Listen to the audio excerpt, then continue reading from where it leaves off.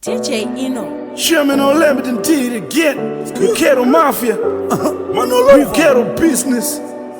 Asutiwa die. Ewa. That sound. Vakunditsvaga patvaimbo ndibaya next ndanzwa nemafone calls zvese nematexti vaisabhilivha kuti ndinodhilivha vakunditsvaga pati vaimbo ndibaya next ndanzwa nemafone calls zvese nematexti vaisabhilivha kuti ndinodhilivha vaisagaira kuti ndine tachi hazi masanga handirarame nelaki vakunditsvaga pati vaimbo ndibaya next ndanzwa nemafone calls zvese nematexti vaisabhilivha kuti ndinodhilivha vaisagaira kuti ndine tachi hazi masanga handirarame nelaki iwe chitopota ndapopota zvandabika vari kokota nditoriwo mazvikokota nanyara dzavanorobota ndavazhagadzira kupolisi varipota ndaruma kupfuura nyoke ichipita geto naptown vasapota ngoma iri rapopota nyanzva wonekakana namazvimbakupa etamutisi vana vandovapinza bizi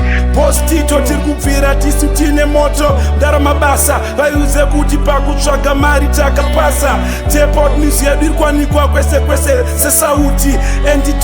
tafolas ichiri kupisa kunge jombo raswededzerwa pamoto chinodiwa nemastraight zvese nehoto achida nachihera vanozowanza bopoto vakasvipira mapoto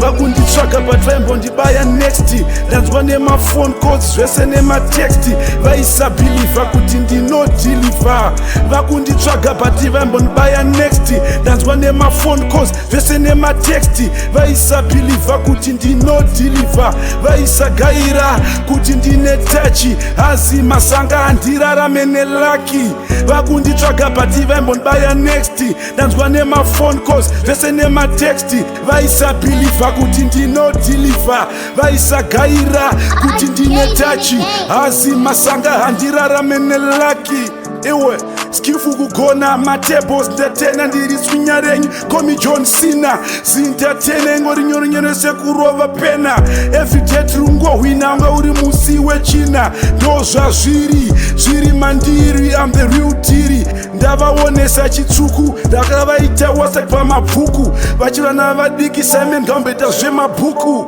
vakunditsvaga patvaimbo ndibaya next ndanzwa nemafone calls zvese nematexti vaisabhilivha kuti ndinodhilivha